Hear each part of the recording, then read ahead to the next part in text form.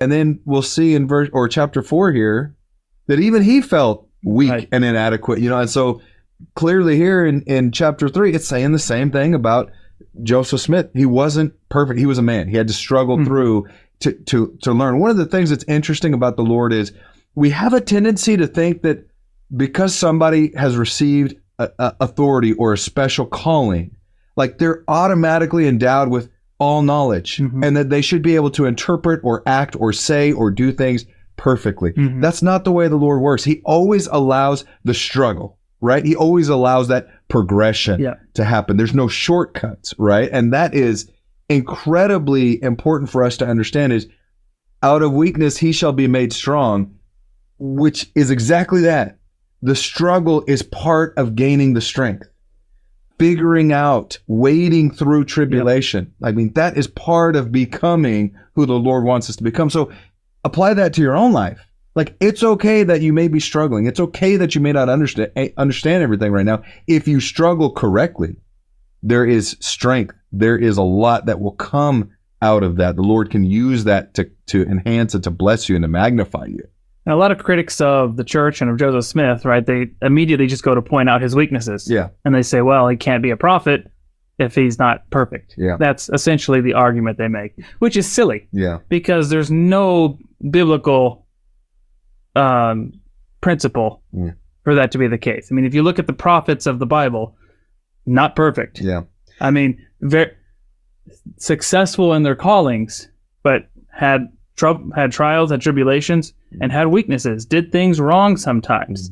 I mean, Moses, he wasn't even capable of communicating the revelations. He had to use Aaron had to have a mouthpiece, right? Of course, there was the beating the stone and or David, a man after the Lord's own heart, who the Lord clearly cherished, but clearly had weaknesses. I mean, significant weaknesses. Jonah, running from his calling, right?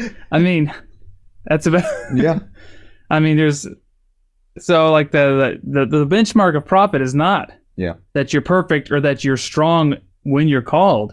It's that you're willing and that you're going to have the integrity and the character and the work ethic necessary to fulfill a prophetic role. Yeah. And I think it's just very important to have the expectation. There's people today that kind of take the stance that, the brethren are perfect. He's the prophet. Yeah. He can do no wrong. He's a man. President Nelson, the apostles, they're men, right? They can do wrong. It's okay. Now, that doesn't mean they're not called of God. It doesn't mean they're not inspired. It means they're men. Fortunately, they're so much further along in life.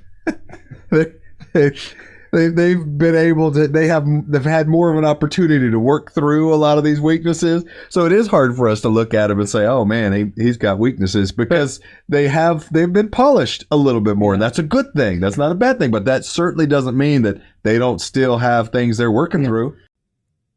Hit that like button, leave us a comment, subscribe to the channel. We really appreciate it.